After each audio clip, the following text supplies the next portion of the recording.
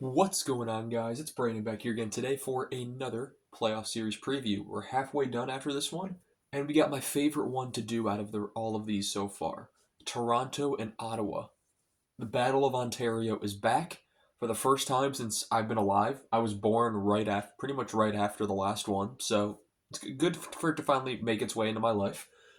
Toronto, number one seed in the Atlantic. Ottawa, the number one wild card. Toronto 52, 26 and 4, 108 points. That's good enough for first in the Atlantic as I mentioned, second in the East and fourth in the league. Ottawa 45, 30 and 7, 97 points, fourth in the Atlantic, sixth in the East, 12th in the league, and of course Ottawa has not made the playoffs since 2017. So overall, glad Ottawa's back. Last time they were in the playoffs, I was in 6th grade. So I'm now going into I'm ending my second year of college, so it's been a while. Goals for Toronto was ninth with 268. Ottawa was tied for 18th with 243. Goals against Toronto was eighth with 231 for a plus 37 goal differential. Ottawa was tied for 13th with 234. They had a do the math plus 9 goal differential. Excuse me. Power plays. Toronto is ninth with a 24.8%. And PK, they were 17th with 77.9%. So that adds up to over 110. They look pretty good. Ottawa, 23.7% on the power play is good enough for 12th. PK, 77.7, which is good enough for 19th.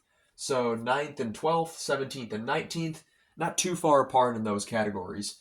In terms of scorers, there's a lot here. In terms of goaltenders, there's a lot here.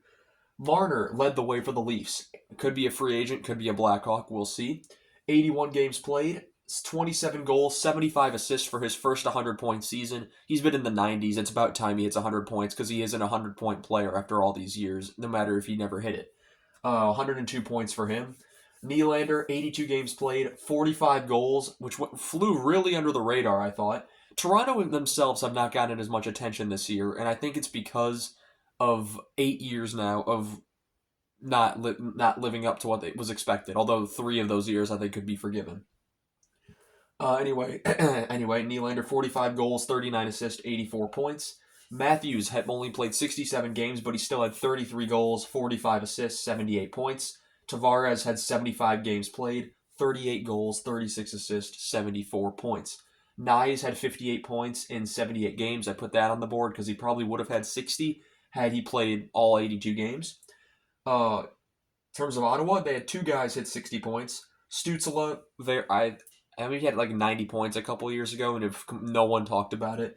This year in 82 games, he had 24 goals, 55 assists, 79 points. Drake Batherson, 82 games played, 26 goals, 42 assists, 68 points. Other 2 guys I put on the board, Jake Sanderson had 57 points in 80 games. Had he played the full season, probably gets 60. Kachuk, 55 points in 72 games. With 10 extra games, he definitely hit 60. Goaltending, there's a lot here. Joseph Wolf played the most for Toronto. 42 games, 27, 14, and 1 record with a .909 save percentage and a 2.73 goals against average. Anthony Stolarz, though, had better numbers, even though he played less games. Both have played a few injuries. 34 games played, 21, 8, and 3 record, .926 save percentage, and a 2.14 goals against average. If you're Toronto, which goalie do you go with? I'll take Stolarz to start the series, and if he doesn't work out after a game, I go to Wall, because both have played really well this season. And overall, Toronto has flown under the radar this season. Ullmark for Ottawa. Who knew if you can get a good goalie, you'd do well. 44 games played, 25, 14, and 3. Was injured for a bit, but he's back. .910 save percentage with a 2.72 goals against. Forsberg had not a great year. 30 games played, 11, 12, and 3 with a .901 save percentage. Same goals against average, 2.72. And then Marylainen I only put on the board because if Forsberg becomes unusable at any point, they could reliably go to him. In 12 games, he went 8-3-1 with a .925 save percentage and a 1.99.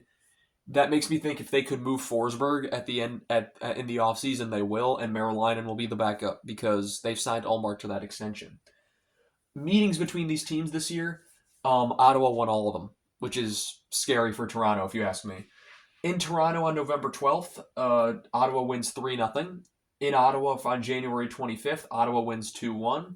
And on March 15th, in Toronto, Ottawa wins 4-2. Now, the meetings may favor Ottawa, but the playoff meetings, something's got to give. They favor Toronto. So go back to 2000, the first iteration of the Battle of Ottawa. Toronto wins the first round series in 6. They meet each other in the first round again the next year in 2001. Ottawa gets swept by Toronto in 4. 2002, in the second round, Toronto wins that series in 7. 2004 in the first round, so they took a year off in 2003. Ottawa went to the conference final that year. 2004 in the first round, Toronto wins that series in 7. That is also the last Game 7 Toronto has ever won, and we are here now 21 years later. And they've been in about 8 Game 7s. So all these years, Ottawa was mostly the higher seed as well. In Toronto, they usually were 6th, 7th seed. Once I think they were an 8th seed, and they just, Ottawa couldn't beat them. It was kind of like Boston and Toronto today. Toronto can't beat Boston. Ottawa couldn't beat Toronto. That's just how it was. So something has to give here. It's a hard prediction considering Toronto's recent history. Ottawa doesn't have the pressure on them that Toronto does. But just based off how I think it's going to go, it is a prediction after all. I'm going to take Toronto in 7. I think both things are going to give. Toronto's Game 7 curse is going to give.